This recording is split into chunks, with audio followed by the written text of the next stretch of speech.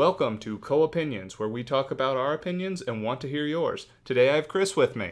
Hi, Josh. So, what have you been playing this week, Chris?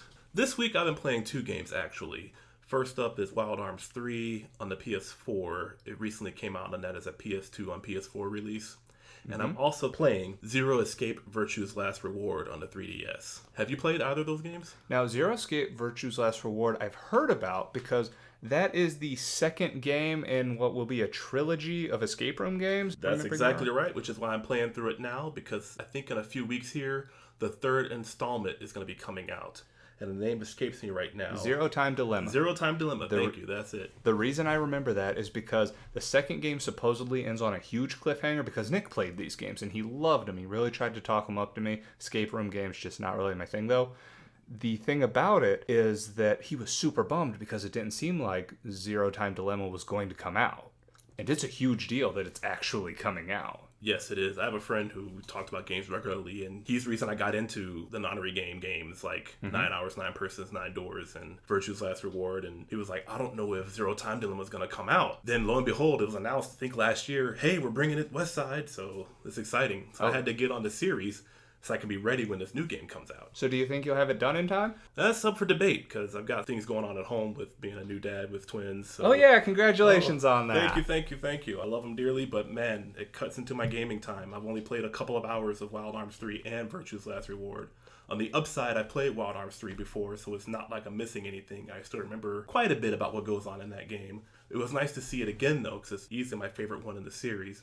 As far as what I've done so far, you have the 4 characters, you do their initial scenarios, and then they meet up. And this is in Wild Arms 3? Wild Arms 3. Okay. I think every Wild Arms game does that. Sorry for transitioning off topic there, but I really want to talk about this game because it is one of my favorite games growing up. I first played it back on the PlayStation 2, played the whole series prior, still my favorite one.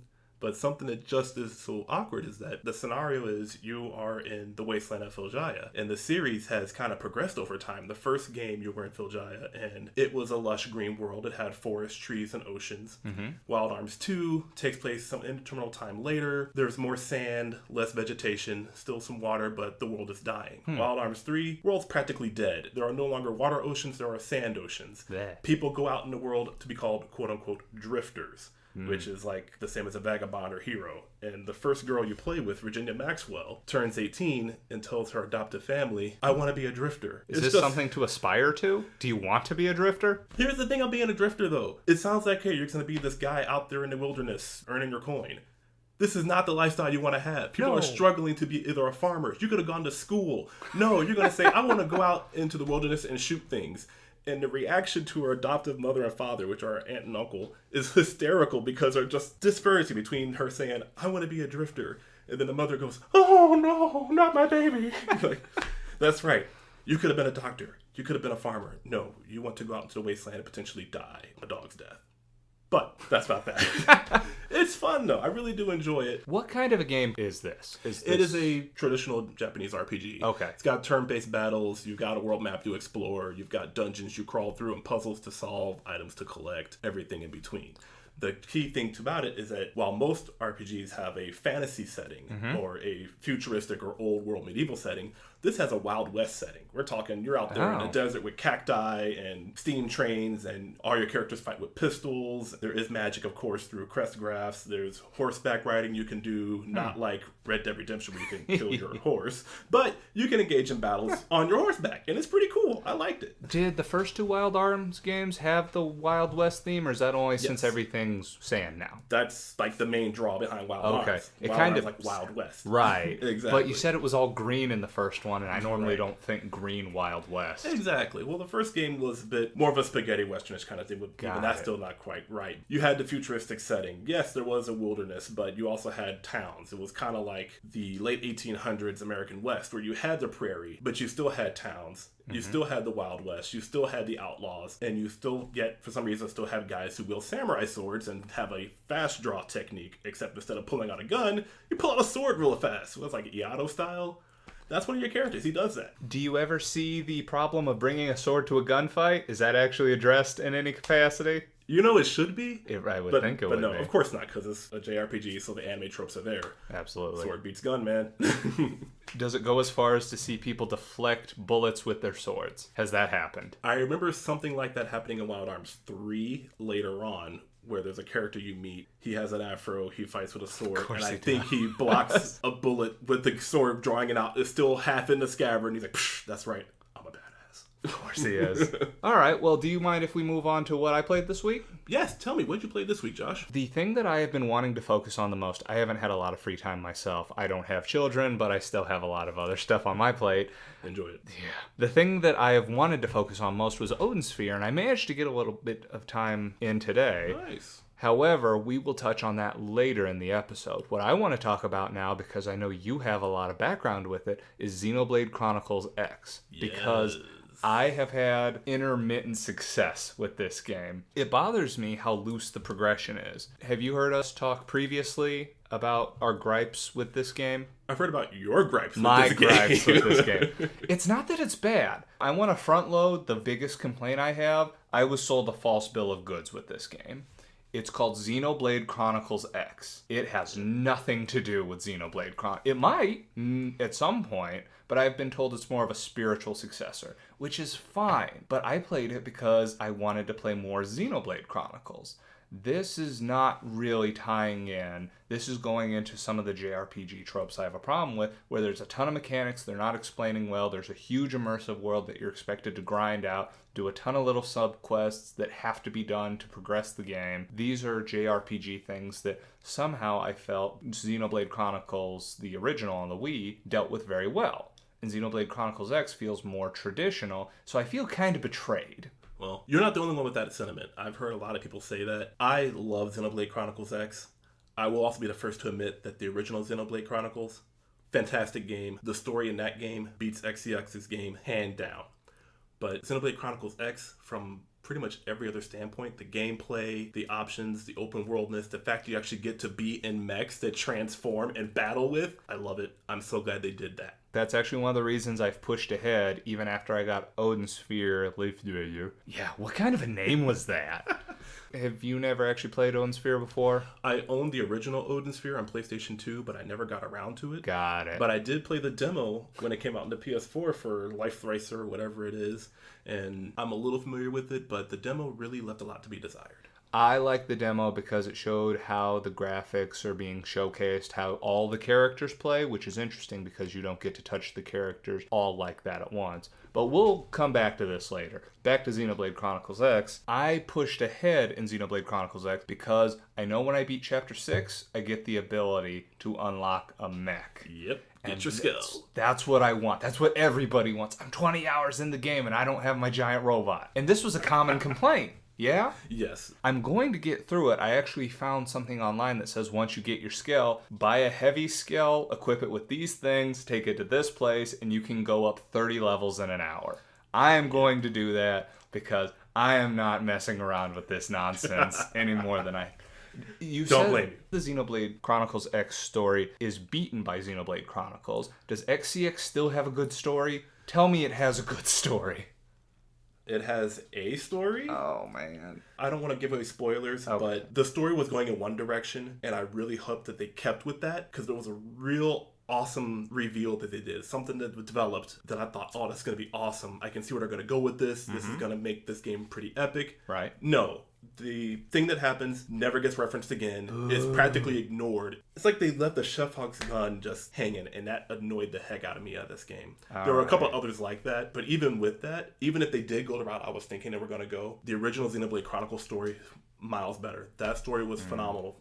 That game was phenomenal. This game is great, but the other game is phenomenal. I'm feeling with this one, the next game the guy puts out, if he calls it Xenoblade Chronicles Y, I will not be had again, because everything he said this is not going to be a direct sequel, and I didn't want to believe him, but I should have, because while this game isn't bad, I've vented some of my issues before. For example, I don't particularly know why I'm not playing as Elma or Lynn when all the important stuff happens to them, and according to Nick, you have to have them for almost every story mission in the game. So maybe there's a reason you're playing as an outside observer. He said that kind of comes to the forefront when I talked to him offline about this. Yeah, it does kind of come up, but I think that that's more of how the game story is supposed to be told. You are an outsider coming into the world, so everything's happening around you. It's a good way to help the player become immersed in the world by having you become this no-name protagonist, as opposed to following Elma or Lynn or any other named characters that come along with you on this journey. But the issue about being an unspoken, silent protagonist is you can't really immerse yourself incredibly deeply because you don't really have a personality. Like, they couldn't give your guy or girl a personality because of how customizable it'll be, and it's not like the decisions you make seem to affect anything other than the relationship outcome for that exact decision. Well, the way I look at that is it's like a throwback to the classic JRPGs of yore back on SNES and PlayStation before they had voice acting and everything. In order for you to become the main character, you kind of had to fill in the gaps yourself. You may not hear your character talk except in battle. They may give you a couple of dialogue sheets to choose from, but you kind of fill in the gaps in your mind. Okay, this is why I make this decision. That's kind of how I would react. Here's my counter to that is in those cases, we'll go with Chrono Trigger, for example. You're always the leader. In this, you're not. You're following somebody. So Very it's true. difficult for you to be like, well, this is why I'm doing it. I'm doing it because Elma told me to. So I'll get through the game. I'm going to end up grinding up real high and skipping probably 70% of the content to see the story just because I'm not a heavy JRPG player. I like my games a little more streamlined. That's not to say that they're all necessarily terrible because I love Xenoblade Chronicles. That's why I bought this one. I'm going to buy Final Fantasy XV when it comes out. Type 0 is technically still sitting in the chamber, but if I don't beat that before 15, I'm not sure I'm going to get around to it. I played a little bit of Type 0, not enough to give a proper opinion on it. I really got it for the demo for 15. I'm looking forward to 15. That's what I'm really wanting to get into. I'm pretty stoked about 15. That was officially re-announced 3 years ago, but that's neither here nor there. That's such a storied history. Yeah. I actually brought this up to somebody. If some child was born during the announcement of Final Fantasy Versus 13, they will be able to play and read that game when it finally comes out. How messed up is that? That's just a testament to how long this game's been in development. Practically development hell. We didn't hear anything for so long that rumors were like, oh, it's not really happening. There'll be changes, shaken up. Then they finally said, we're rebranding it to 15, which was easily the best decision they could have made with that. And the wait usually helps. I mean, there are cases where it doesn't. One of the times that you do want to wait, and we'll use this to transition to the next topic, is when games are re-released as complete editions. The way I was looking at it, if a game comes out with a season's pass worth of DLC, if it comes out with an extra game, for example, I really thought MGS5 was going to be released as a complete edition that included Ground Zeroes. But you see your Fallout complete editions, you see your Dishonored complete editions, you see a game that's not a Bethesda game complete editions. And it's kind of become a weird trend because, for example, Fallout 4, that came out $60. The DLC Season Pass came out for $30 originally, I think, and they bumped it up to $50. So to get all the content in this game, $110. But if you were to wait for the inevitable complete edition, because 3 has had one, New Vegas has had one, it's going to come out, it's going to be priced $60, and then it's going to get marked down to $30. So $110 worth of content you can get for $30. But you gotta wait. You gotta wait. An issue we're running into nowadays, and this kind of goes into a debate of are games being released without proper QA, is because I know that when I've experienced the Fallout games, 3, New Vegas, and especially their DLC, riddled with bugs. I always run into an issue. Lockup, slow down, stuff gets deleted, files get corrupted. So by the time the complete edition does come out a year and a half later, they've patched all that out. It's all taken care of. So you do have to wait, but you have no frustration. Indeed. So is the wait worth it in that case? Especially when you're in a position like you are. I was going to say we are, but I don't have children. But when you do have responsibilities besides video games, you can go, I think I'm going to wait for this because I have plenty of other stuff to play.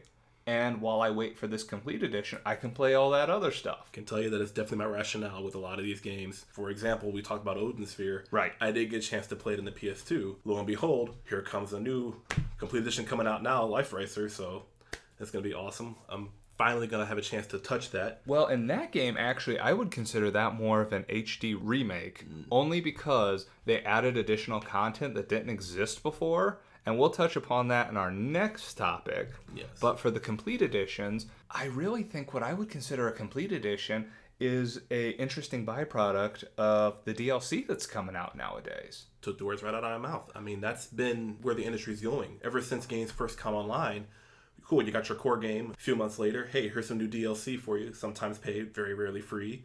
And they keep pumping out DLC every 2 or 3 months. Wait about a year and a half. Oh, here's your complete edition, just like you said. You get the whole package together, half the cost. Wait another couple weeks, it's in a bargain bin. Sweet, there you go.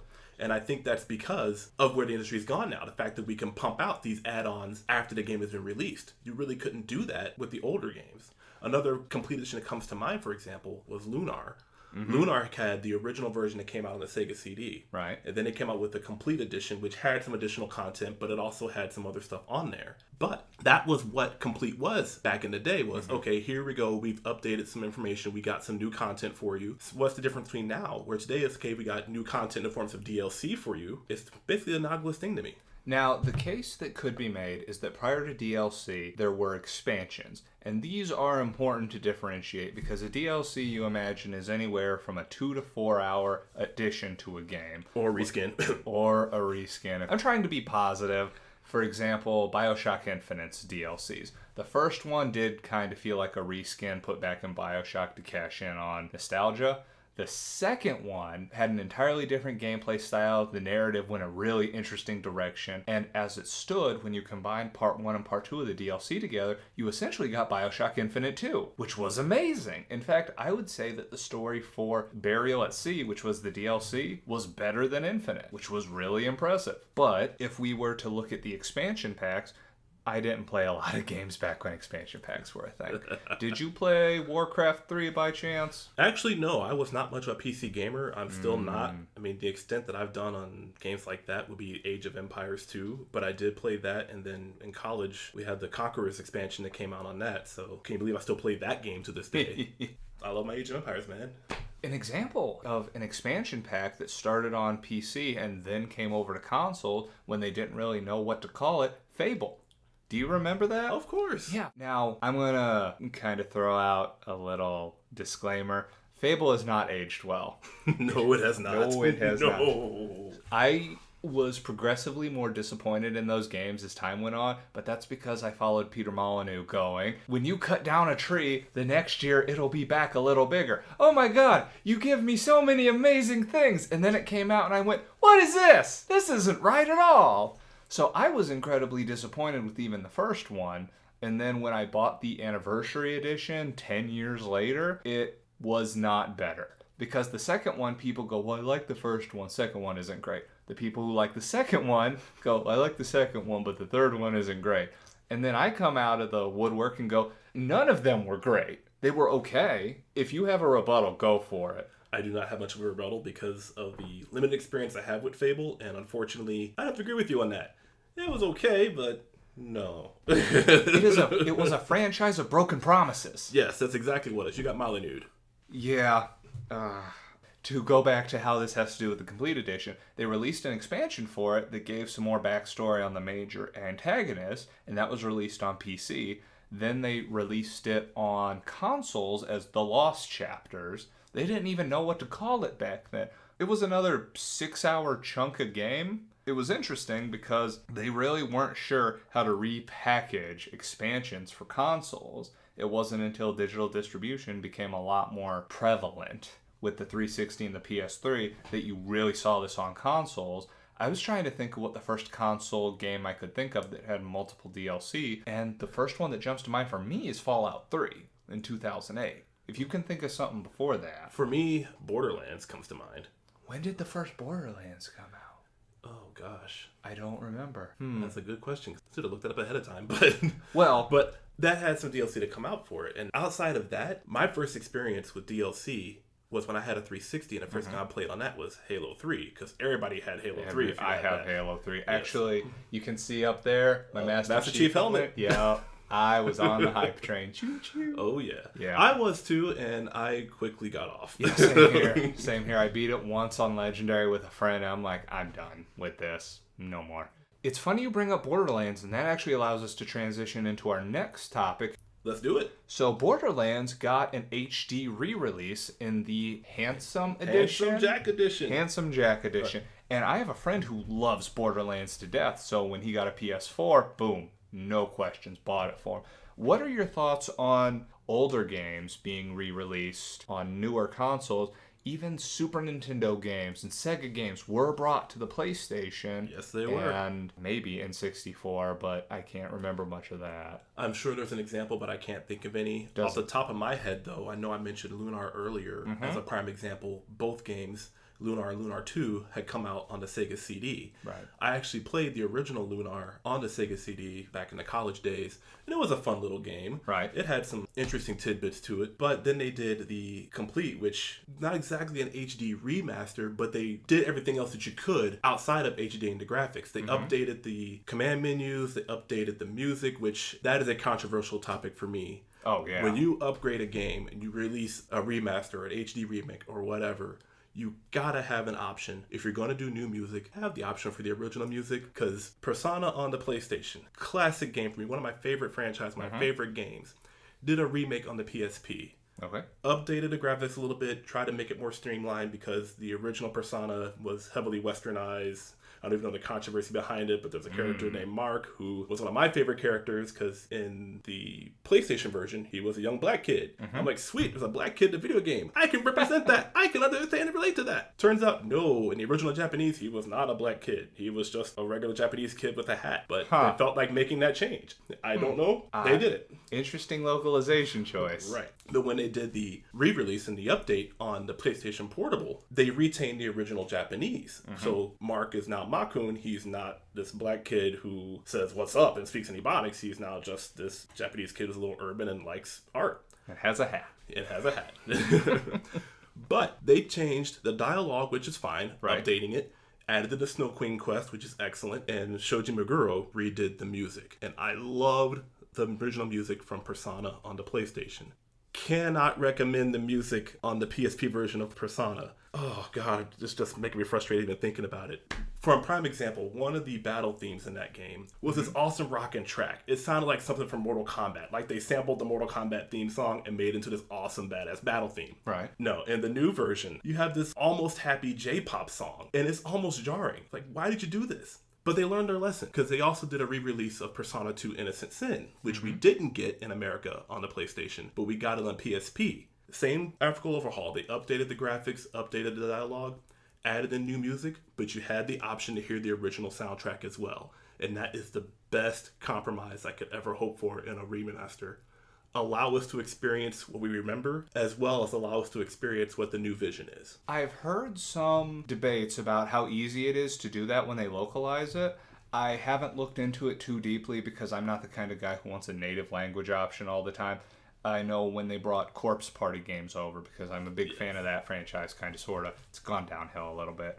They talked about how they had to use the Japanese voices because they didn't have the budget to record English voices. Sometimes you have the option to switch. A lot of times you don't because of the constraints. One of the things that jumps out at me about HD re-releases is on the new consoles, PS4 and Xbox One specifically, you're seeing a lot of versions of games from just last generation, games at the tail end of last generation. We're looking at GTA 5, The Last of Us. You've heard rumors of... We'll touch on that in E3. Yes, there's some rumors on that. We'll touch on that. But The Last of Us remaster really kind of surprised me, because that game wasn't that old. It wasn't that old, but I want to create a case for it first. I heard Naughty Dog. That was... Yes, Naughty Dog did that. When they ported it over, they knew because it was near the end of the life cycle for the PS3, there were people who weren't going to get to play this game. And in building the game for the PS4, they now had a functional engine to make new games off of, and they knew how the new game was supposed to function. I heard one of the ways they tested The Last of Us Remastered was they essentially hooked a controller up to a PS3 and a PS4, both running the game, and they played them at the same time to make sure they worked. Wow. They offered a high-quality gaming experience to new users of this system who may not get to play it, and they got to make sure that they could make good functional games as opposed to throwing together an engine and rushing a game out the door. Looking at you, Assassin's Creed Unity. Oh my gosh. Yeah, no joke. If anything torpedoed my enthusiasm in that franchise, it was that game. But what do you think about games like that? Because that was, in my belief, why Rockstar also released GTA 5 on the PS4 and Xbox One. Well, my initial thought was that these remasters and HD remakes were supposed to be HD remakes. We're updating the graphics. But the games came out on an HD console already. The PlayStation 3, Xbox 360, yeah, it was 720p, but that's still technically HD. Now you're telling me you're going to try to squeeze out some 1080p out of this? What am I going to see different? This is actually where it goes from hard work to cash grab. If they are just updating skins and textures and all that, it starts to feel kind of like a cash grab, especially if they say they're just up-resing it. Some examples I would cite: Konami's HD re-releases. I heard that Metal Gear Solid 2 and 3 HD weren't bad, and I heard that Silent Hill 2 was so buggy it didn't have fog in it. That's like the whole thing behind Silent Hill, though. That's the whole thing. Konami has great examples of bad HD remakes, and I'm going to use Stranger's Wrath for this example. They updated the character models, they updated the building models, they updated the animations, they remastered the sound. They put a ton of work into this. We can even go with God of War Chains of Sparta, which was a PSP game that they brought to the PS3, and they bundled it with the Ghost of Sparta game, did the same thing.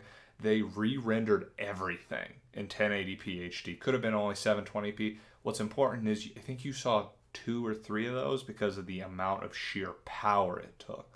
So sometimes they're cash grabs, and I would say the ones that are still coming out, I would call closer to cash grabs. You can really tell when it's a labor of love. Like Odin Sphere. Let's talk about Odin Sphere a little bit right now. Let's talk about Odin Sphere, man. So that game came out in 2006 or 2007. Almost 10 years ago. Almost 10 years ago, and I love the game. The game had great story at the time. It was gorgeous, but most Vanillaware things are. I think I might have talked about Vanillaware in an earlier podcast. You mentioned it earlier. I remember hearing that. God, I love Vanillaware.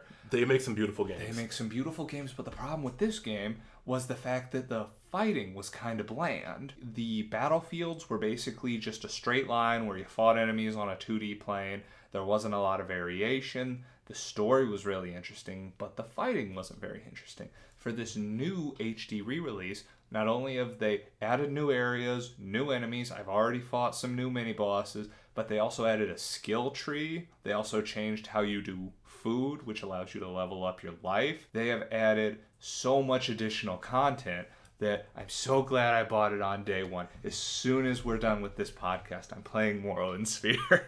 That's my next game on deck. I surprised myself when I first heard that it was getting a re-release. I was like, yes, I'm going to play this because I missed out originally.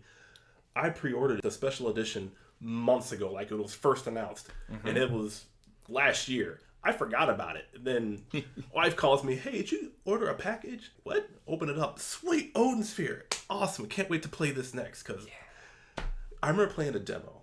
And was that the PS4 demo, yeah? Yes, of course. The gameplay initially left a little bit to be desired, but hearing you talk about it and about the new additions, I'm getting psyched for it again because I remember hearing about them, but I didn't get to play it like that. The battle system for me reminds me a lot of a game like Castle Crashers. You got the side scroller, you level up as you fight the enemies, unlock new skills, which is great. But there's one issue I have, and I don't think they did it for the remaster. A game like that just screams multiplayer. The game like that kind of screams multiplayer, except for it wouldn't work narratively. That's why Dragon's Crown exists. Yes. And that is also a game I think me and Nick and my girlfriend and some of my friends, we played the death out of that game. It's somewhat of a generic dungeon crawler, but it's got that sweet Vanillaware spin on it, and I really liked it. The Odin Sphere game, it now has passive abilities. You now have active abilities you can unlock. There's different ability points you can sink in. They've added so much more depth. It's so good. And that's what I love to see from an HD remaster or a complete edition. Add in these new things. Breathe life into the game again. If you're going to make me buy a new version, give me a reason. And everything you just listed, the reasons I like. Oh, they nailed it. But speaking of breathing new life into a game, Earlier this week, they announced finally the HD remake of Final Fantasy XII. Everything in this is going to be spoilers, by the way. I'm just warning any listeners. We're going to be done with the conversation at about an hour, 60 minutes. All right. Yes. So I'm going to front load this one. I love this game. It's my favorite 3D Final Fantasy. I said it. We're going to be butting heads on this, buddy. Oh, we're 100%. Oh, man. When I played Final Fantasy XII, my favorite experience about it is actually acquiring the game. Let me tell you this brief story, okay? I know. When the game first came out, it was like 2006, GameStop was having a midnight release. And I was kind of not really into midnight releases, but it's Final Fantasy. You got to try to get that. So I said, yes, I'm going to go. Go to the local GameStop. They're having a big old party about it. They're doing trivia for Final Fantasy games, door prizes. Right. People are doing MST3K of Advent Children, which also got a complete version. But it was a fun time, though. We got to meet some people, have some fun, get the game, bring it home, pop it in, play it for about 5 minutes, doing the first pre-story, if you will, and went on from there. I'll come back to the gameplay in a minute. But a few days later... I get a call from GameStop, and they're like, hey, man, you won this big cardboard cutout we had promoting the game. Okay, I'll come pick it up. So I go and get it, and it's this big old 5-foot cardboard cutout of Final Fantasy XII with the characters in the front. I don't know what I'm going to do with it, but I'm like, this is a cool thing. I'll take it into my apartment and just prop it up next to my TV. Keep it there for a few months. Loved that thing because it looked really cool. It was so detailed comparatively to the game. Blasphemy. I'm going to go ahead and say that this game got a bad rap for a couple reasons. One, Final Fantasy XI alienated the fan base because it was an MMO. People were not wanting an MMO, especially after 10, because 10 got a lot of goodwill when it came out. I think that 10 has not aged well for a variety of reasons. It's still fun. But what about its HD remaster? I own it, so... Me too. I beat it. I didn't beat 10-2, but that's neither here nor there. Indeed. 11 alienated a lot of people. In less than half a year after 12 came out, the PS3 came out, and people were already looking toward the future. Another couple things that alienated people was the fact that this battle system was not what they were expecting. And I have a bit of a bias on this one, and this will come out sounding more elitist than I intend it to, is that the game essentially is if-then loops. That's what the fighting is. And at just the like time, computer programming, man. And that's the thing. I was getting my computer science degree.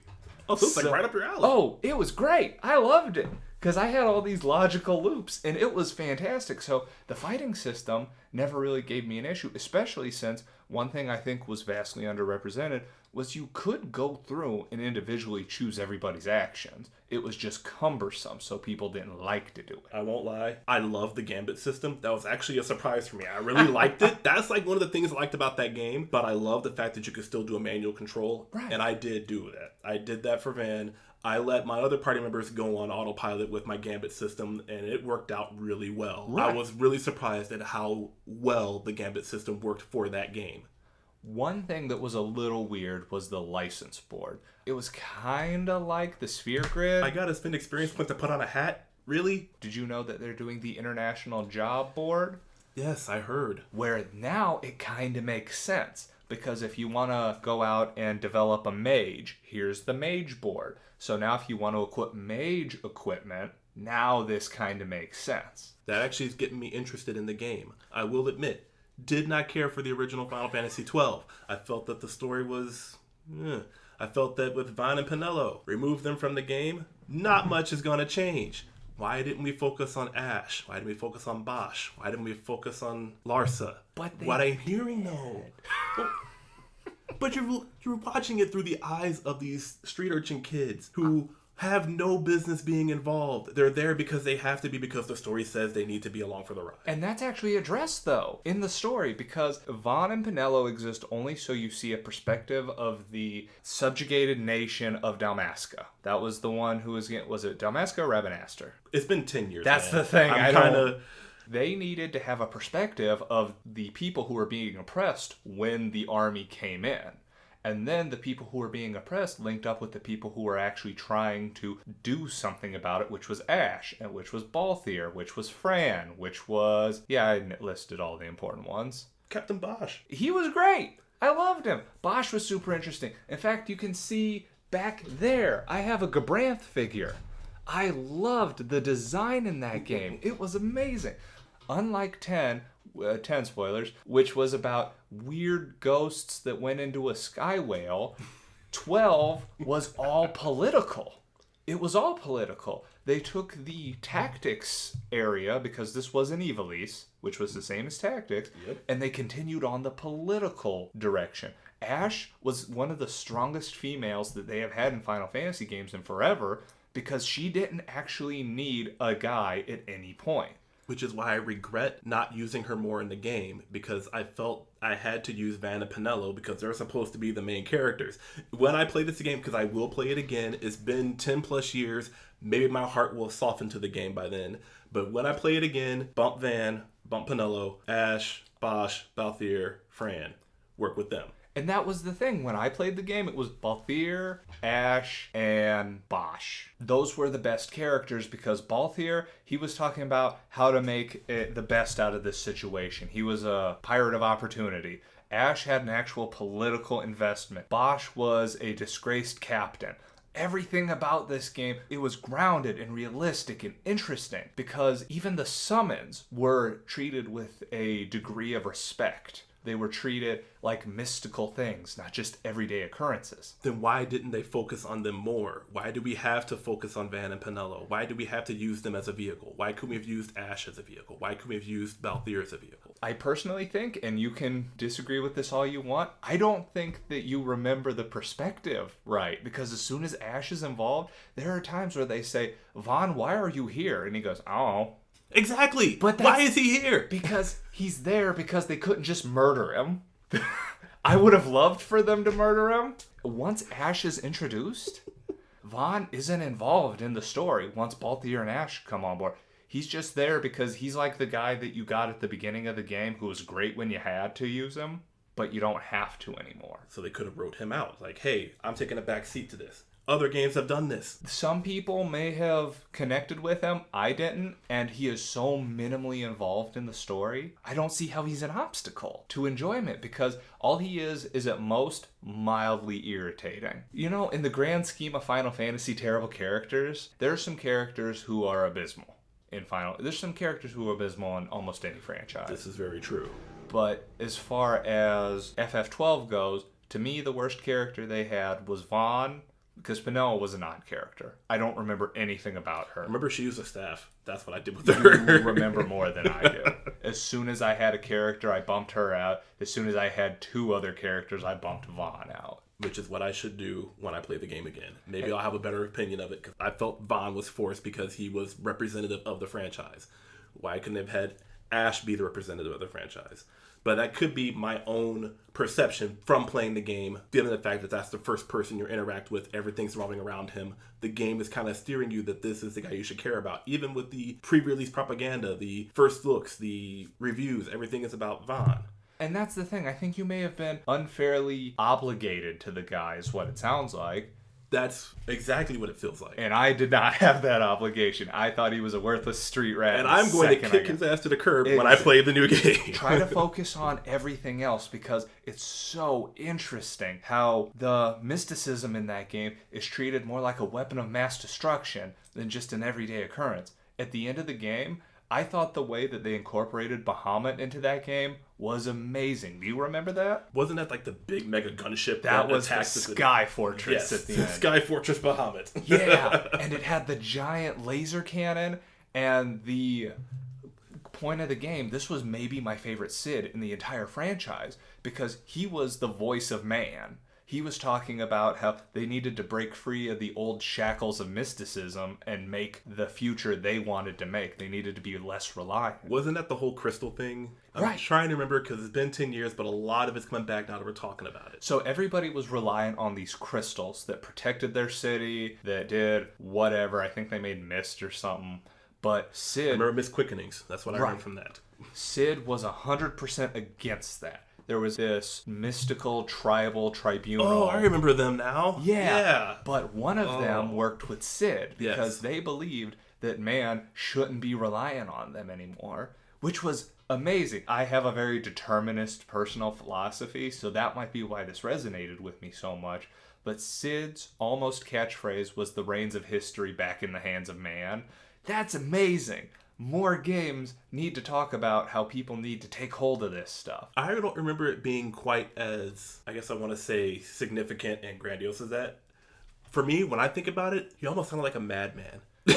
Well, because he was going against everything else that had been established. Because everything was reliant on these crystals. Everything was reliant on worshiping that tribunal of mystical creatures. It was all tying back to the old ways that was outside of their ability to control. He sounded like a madman because he wanted to overthrow all that.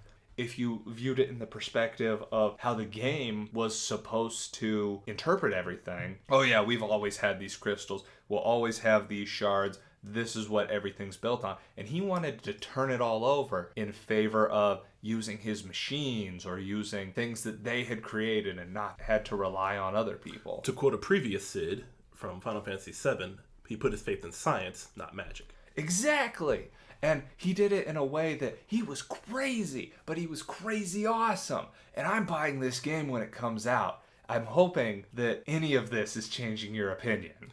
It's telling me to play the game again because I don't remember a whole bunch, but then I start remember these things like, yeah, I remember that being cool, but I remember not having a very positive opinion about it. And when I think about it more, I think it's because my judgment about the whole issue with Vaughn being a wasted character started to cloud my judgment with other parts of the game. When I think about the positives, I think about the music and the gambit system. When I think about the story, I think about it like, oh, it could have been cool, but I don't remember enjoying it as much because I feel like I wasn't focusing on the right people. The way you describe it, I believe that you are correct. You weren't focusing on it because there is a turning point where you realize that Sid isn't just crazy because Ash, her fiance, dies in the first opening hour. I remember that. Right. And I thought that was kind of a strange opening narrative that we focus on this guy, he dies, and then we don't hear about him again for a long time. But that was an amazing thing to do because it showed exactly what forced her to become this character, and it showed the motivation because she was following his ghost for half the game. And then when she finally gets the sword she's supposed to get to follow the old mystical way of cutting off a shard or some nonsense, she finds out the ghost is actually one of those mystical tribunal people. Yep, and that's your oh man moment.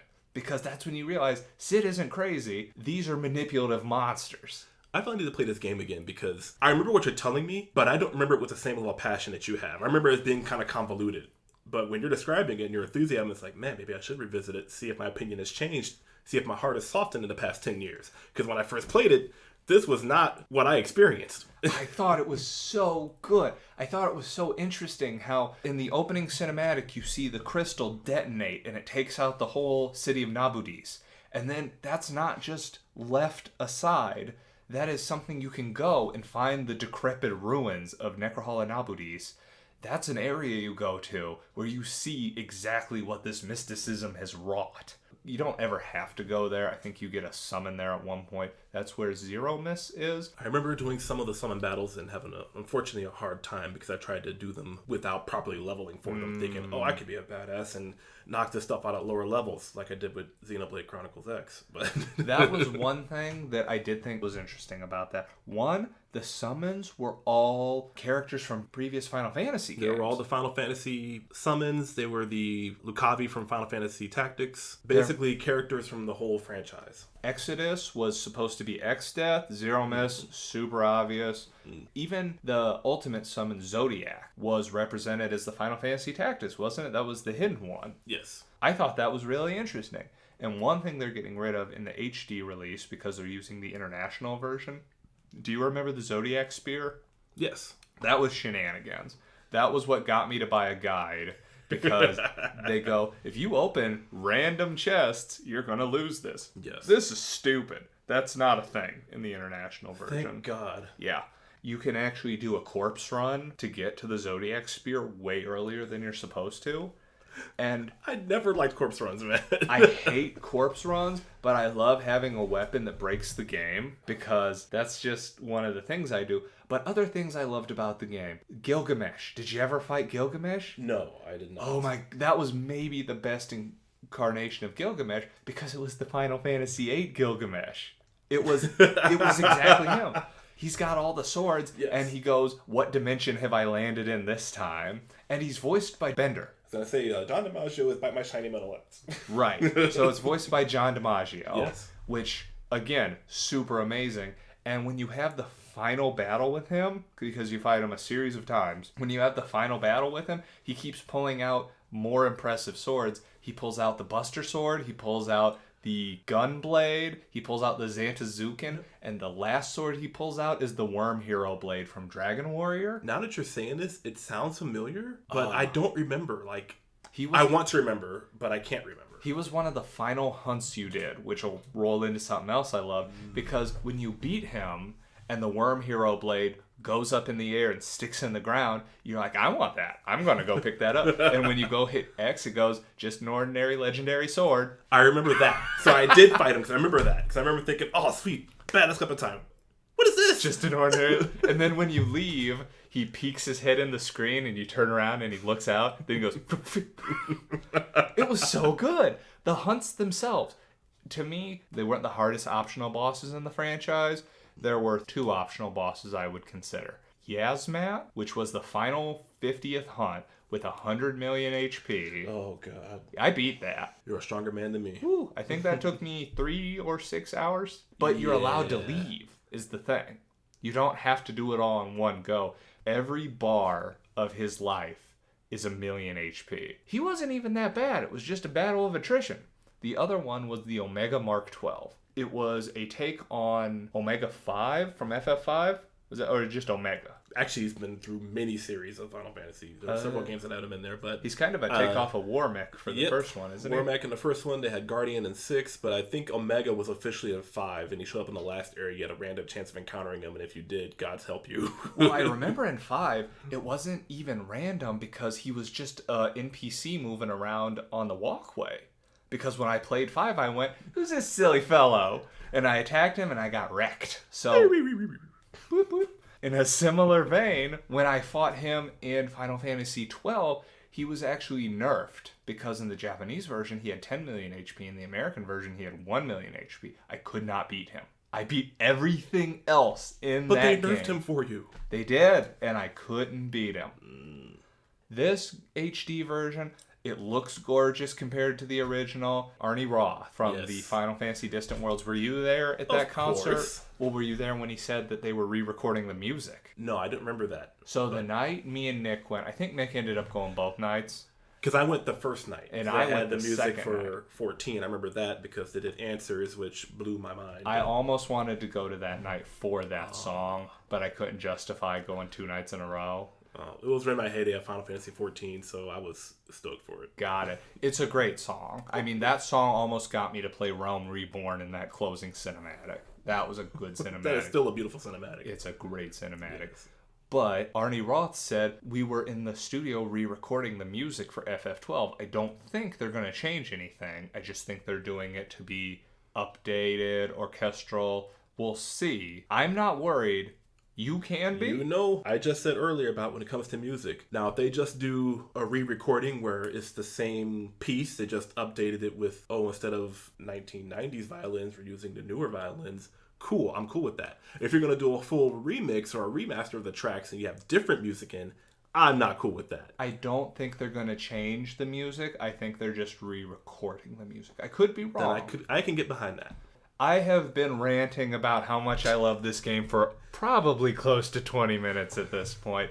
Do you want to weigh in at this point? Because I know that you do not have a high opinion of this game. Well, I've already said most of the piece that I had about my gripes with the game. There are some things that I liked. I feel I just need to play the game again. It's been way too long. I know I've had harsher opinions of other games in the past, like Final Fantasy V. When I first played it, I thought it was terrible. Yeah. I played it about 5 years later. It's one of my favorite Final Fantasies No now. joke. Yes, I love Final Fantasy V, man. Shoot. That's interesting because I had a very negative opinion of that game. But let's go ahead, actually, since you mentioned it compared to other Final Fantasies. What is your favorite Final Fantasy 3D one? Oof. If I had to base it just on sheer number of hours I played and the amount of enjoyment I got, I'm going to have to say 14. Because I really enjoyed a lot of it. The only downside, though, being an MMO, it will suck the life out of you. you really got to find a way to wean yourself off of it. So I was not expecting that particular answer because I wanted to compare your favorite to what 12 did. If we want to ignore the MMO part, because I still believe that Final Fantasy XI and Final Fantasy XIV should have been called Final Fantasy Online and Final Fantasy Online 2, then I got to give it up to 10. 10? Yes. Really? I really did enjoy 10. Wow. Yes. So more so than 12, more so than 13. Well, duh. Yeah, no. That's not much of a competition. Yeah. And I mean, if you want to get into the PlayStation era, that's still kind of the whole 2D, 3D thing where you got the stoic background, so I wasn't taking that into account. You can if you want, because what I want to do is I want to compare what your favorite one did that 12 did not do. That's going to be hard because my true favorite Final Fantasy isn't from those eras. I know. That's why I was asking 3D, because if you go to 2D, then the game changes. Exactly, and I'm still holding out that one day, we'll see a 3D render of that game. You know, I know we had the whole about to say they tech talked demo about it. way back on the N64, and they talked about it on the DS, 3DS thing, and maybe some down the road. Still hold my fingers crossed. I would love to see 6. I know. Yeah, I'm with you on that one, man. We'll see. But yeah, if you want to talk about the current ones, 10. Why did you like Titus, but you didn't like Vaughn? Titus, to me, terrible character. I'm going to say it. He looks like you blew up 3 homeless people and stitched them back together. Just because he has pants legs or one's longer than the other. Come on. That is one of... Well, it's not just the pants legs thing. It's the fact it looked like his mom was blind when she put together his top. No, one of my favorite anecdotes, this was from Nick's family. The first time he was playing through 10, his father came in during the climactic scene where Titus kisses Yuna underneath the tree. Yes. And... Nick was young at the time. The game had just come out in, 2001? 2001, because I remember I was in college when I played it. Right, and we would have been approximately 13, 14-ish ourselves. Yeah. His dad came in, and he's sitting there, he's trying to understand this, because this is the first time you see something like this portrayed in the medium when you're that age. And his dad goes, "Why are those 2 girls kissing?" And boom, he's out of the moment. Oh. Right? So... I didn't like, and having recently replayed it, Yuna was a flat protagonist. She did not have good voice acting, which bums me out because she's from near here. She's actually from Edwardsville. I did not know that. It's a really interesting bit of trivia, right? Yeah. That's awesome. That's pretty cool. It's a shame what they did to her then, because I agree that her dialogue was a bit stilted. It was stilted, and the development of their relationship isn't natural. Because when I replayed it, at first they're interacting kind of okay, then she's bummed out. It did have a couple good twists of story-wise, but Titus and Yuna, it did not feel like a natural, organic progression. Which was kind of a bummer that it wasn't a natural, organic progression, because I would go as far to say 9 had a better love interest progression. 9 is another game I need to revisit because I didn't have a favorable opinion of it at first. I loved Disc 1 and 2. If the game ended at the end of Disc 2, it would have been the best Final Fantasy they ever made. But it kept going. When 9 came out, I was so incredibly jaded to that game because it felt like it was a golem of every Final Fantasy game before it. Then I found out years later it was supposed to be an homage because they really thought that might be where the gravy train ended. And that's when I realized it wasn't just a shameless rip. And I thought the battle system was fun. I thought it didn't have a bad story. I thought it was interesting some of the ways they developed the story. But I would go as far to say as the dynamic between Zidane and Garnet. Garnet, whatever. Garnet, Dagger. I always change the name to Blade because Dagger seems like a really weird name for a girl, but Blade has that edgy 90s feel to it. Oh, yeah. Well, you gotta go edgy 90s. Oh, yeah. But I would go as far to say that they had a better developed relationship than that, which is one of the reasons I love 12, because there is no stupid ham-handed relationship development. I thought 8's relationship development was weird and kind of bad. At first, I agreed. I played it again a couple of years ago. It made a little bit more sense to me. I mean, when the game... Yeah, Squall's a likable guy. Yeah, he's... But their dynamic actually kind of made some sense. It kind of works in a dysfunctional kind of way. Well, it's going to be naturally dysfunctional when, spoiler alert, you're all from the same orphanage. Yeah, that was weird. That was a weird twist. Going back to 10, the battle system wasn't bad. That was fine. In fact, I'd go as far as to say they played it too safe on the battle system. Oh, the battle system was ultra forgiving, and I liked it. It was approachable. It was accessible. Going back to the good and the bad, the characters, I loved Riku, maybe because she was voiced by Tara Strong. I love almost everything. Probably one of my favorite female voice actresses. Lulu wasn't bad, but she didn't have a ton going on for her. Waka was voiced by John DiMaggio again. I actually, when I replayed it, I had a lot more appreciation for Waka than the first time I played it. So did I. Yeah, it was weird. Kamari, I liked him originally, but they didn't do enough with him. I thought he was underutilized, but that's kind of... Very underutilized. They really could have done more than the little shoehorn thing they did at the end when you're going through Mount Gagazet. Right. Outside of that, he had like no development. And Auron was awesome, but here's the problem. Where Final Fantasy XII said, here's some irritating characters that we're going to introduce you to so we can get you to the interesting characters. 10 goes, here's some irritating characters. By the way, you have to have them involved in everything from here on out. See, I kind of like that, though, because that means they exist for a reason. If you're going to have characters, they need to exist for a reason. And they did exist for a reason in 12, like I said before, but I think they should have exited. Well, maybe they should have executed them. I don't know. Oh my god. I mean, there's no good way to remove a kid. They killed the guy in the intro. What's a good way to make somebody exit in that scenario? You didn't even have to care about him. He was around for maybe an hour. Yeah, about that. What other things? The story in Final Fantasy X, it wasn't bad. Out of convoluted stories, this one wasn't... Oh, it was pretty up there on the convoluted scale. It was convoluted in the sense that you were the dream of your dead dad who was a space whale, and also a weird old religious dude who's been inhabiting the space whales for over 1,000 years, which was... Yeah. It was kind of odd, but at least you could follow the story. FF7, I'm still not 100% sure I pieced together whether or not Sephiroth was ever real or not. I believe Sephiroth is real. I believe that he was a mortal man, though, not this unkillable god that we represented. And that's really Genova controlling him. Was he always in the crystal thing? Like, ever since he fell into the crystal when they were in Nibelheim? Nibelheim? Whatever? Now, you're talking about when, at the end of this, too, when he breaks out? No. At one point in Final Fantasy VII, you give the black materia to Sephiroth, but he is in a crystal. Yes. How did he get in the crystal, and how have you been interacting with him since then? Has he always been a projection that you've been interacting with prior to that? Yes. When Aerith died, spoiler alert. It's been, almost 20 years? I can't wait till there should be, like, a statute of limitations on that or something. There is. I can't wait till in the remake you are able to bring her back from the dead. Which, of course, is going to happen. It's going to be DLC. It's going to be $50, and everybody's going to buy it, and Square's going to be rolling in money. Right. And I don't blame them, because I probably will do that. But I think that, I would actually go ahead and say that I like 12 much better than 10, almost for every reason I just talked about. And I'm going to have to say, forget your reasons, I like mine. But on a more serious note, though, I did enjoy 10.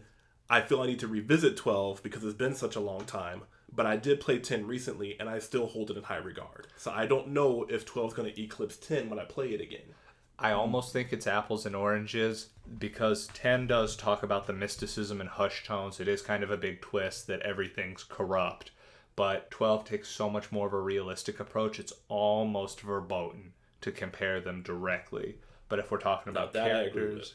But I think we might have actually gone over on this one. So let's...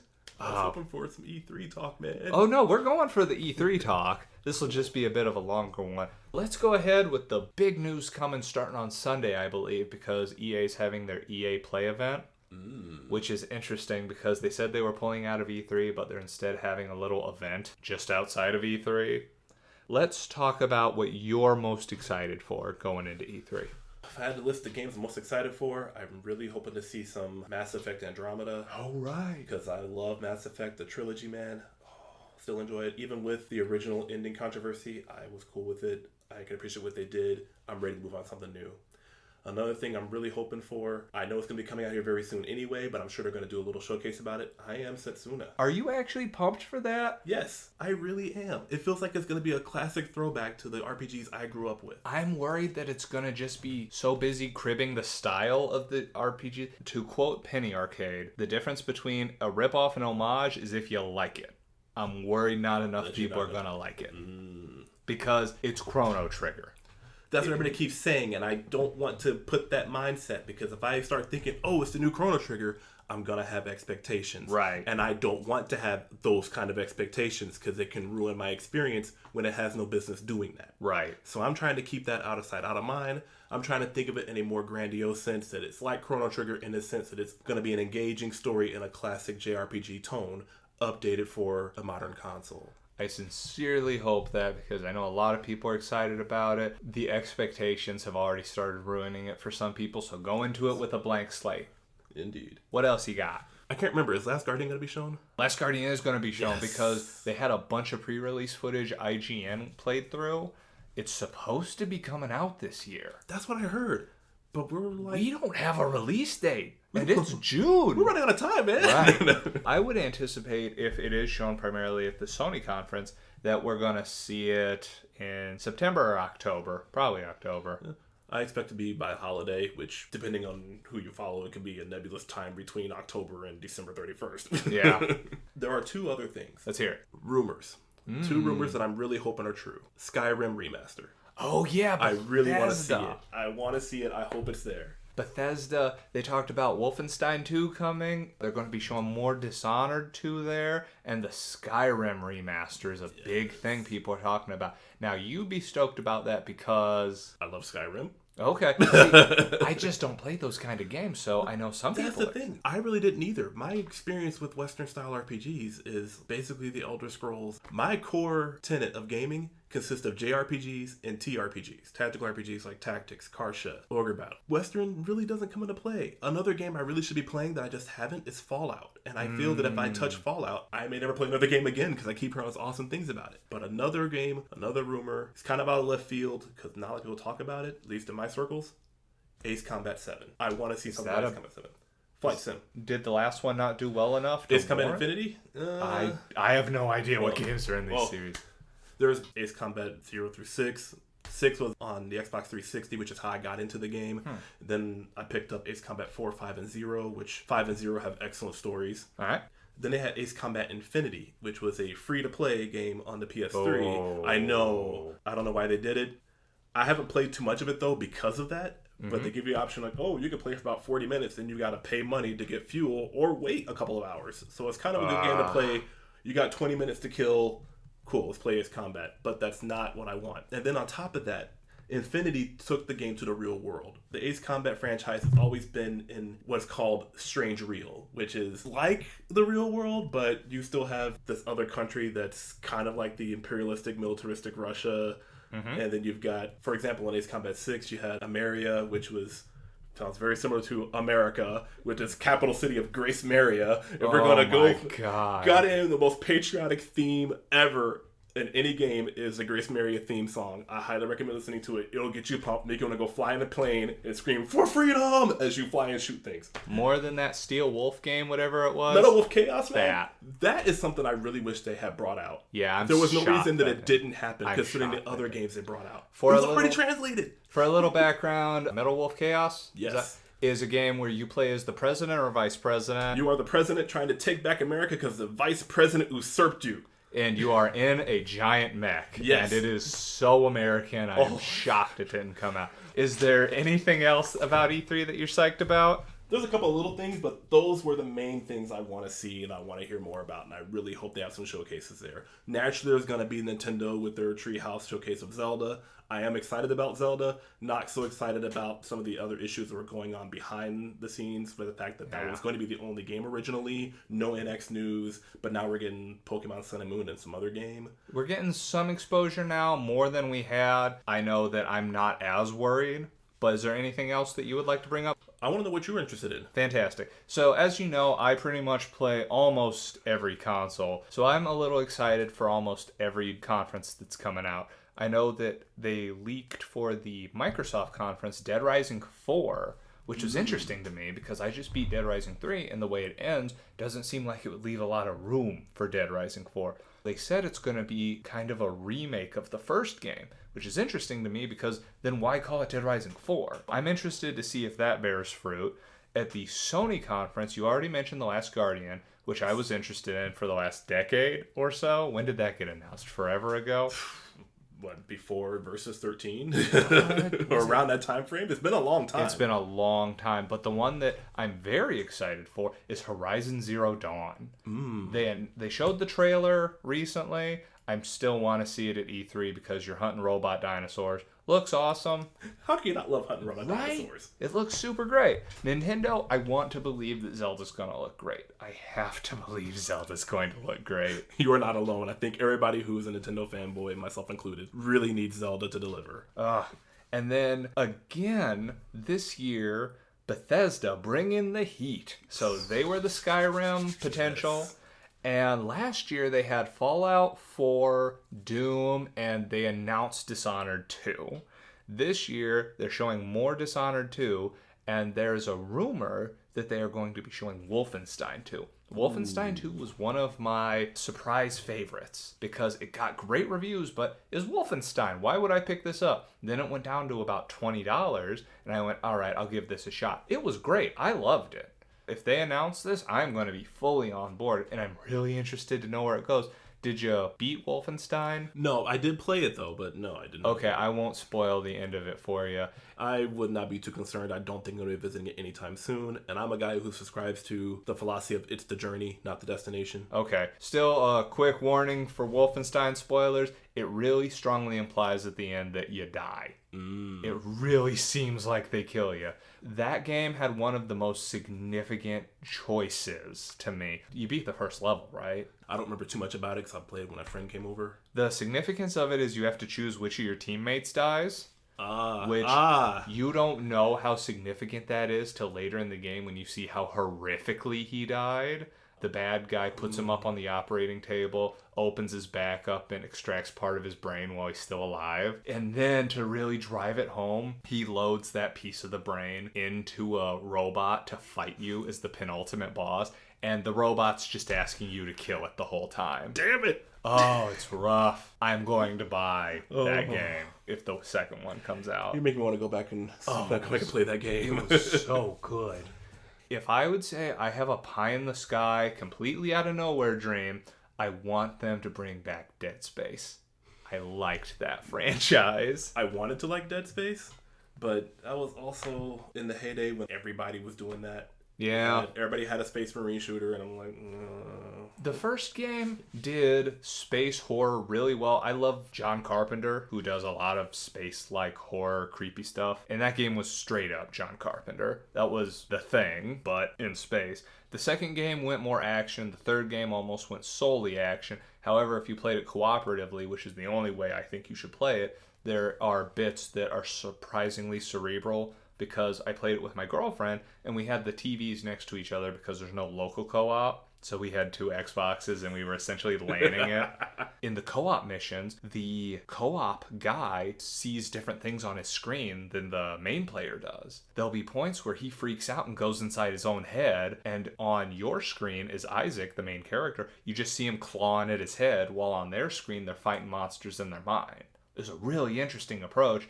And the game ends on a brutal cliffhanger. So I want him to bring it back. I don't think it'll happen. But that's my pie-in-the-sky dream. Is there anything else you'd like to address about E3? I'm ready to see it, see what they do, and hopefully all my dreams will come true and all not be dashed. All of them. All the dreams. Well, I think that's all the time we have for today. Don't forget to weigh in on Facebook. Chris, thank you very much for being on. Thank you for having me, Josh. Wonderful. And we will see you next time on Co-Opinions.